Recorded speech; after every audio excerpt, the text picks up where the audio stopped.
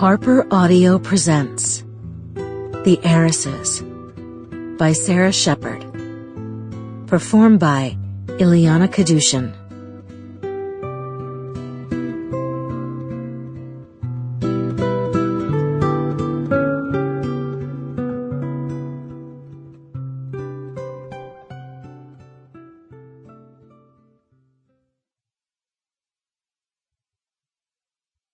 Whether we fall by ambition, blood, or lust, like diamonds we are cut with our own dust.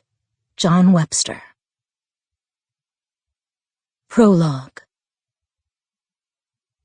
You know the Saybrooks. Everyone does. Perhaps you've read a profile of them in People or Vanity Fair, seen their pictures in the society pages of Vogue and the New York Times Sunday Styles. When walking along that choice block on Fifth Avenue, you've been tempted to enter the ornate limestone building, with their family name etched into the pediment above the door. At the very least, you've paused at their ads, pictures of Aster Saybrook's stunning face, framed by a galaxy of baubles, the diamonds so flawless and clear that even their glossy images makes you dizzy.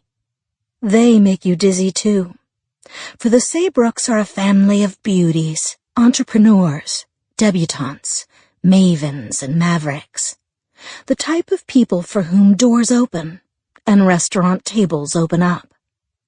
If you live in New York City and happen to catch a glimpse of them doing something normal, like walking into the office in the morning or rounding the reservoir on an evening jog, you feel like you've been touched by a sunbeam, a magic wand, a stroke of luck. They're sort of like me, you think, only they aren't. And be careful what you wish for, because if you were a Saybrook, you'd be haunted by secrets as deep as a mine, and plagued by a streak of luck just as dark.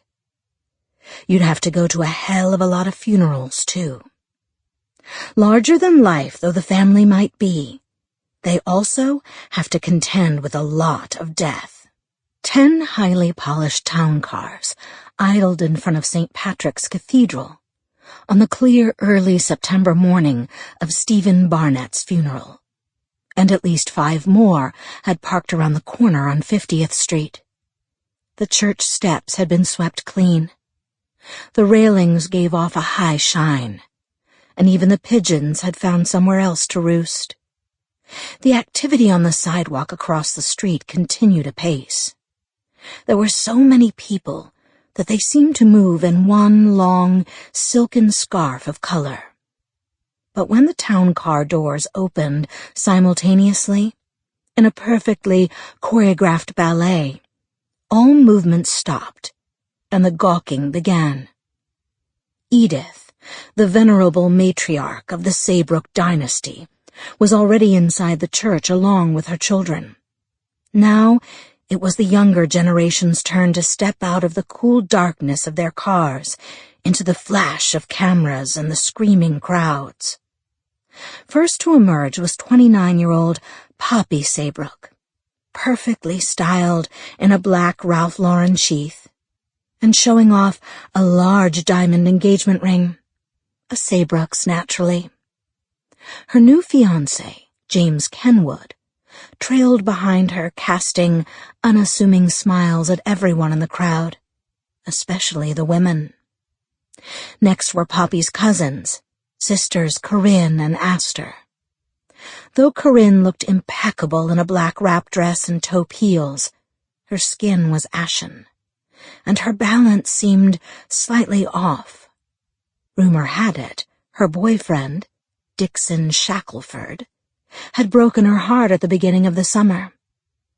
Maybe that was why she'd taken a year-long assignment in Hong Kong, as a Saybrook's business liaison.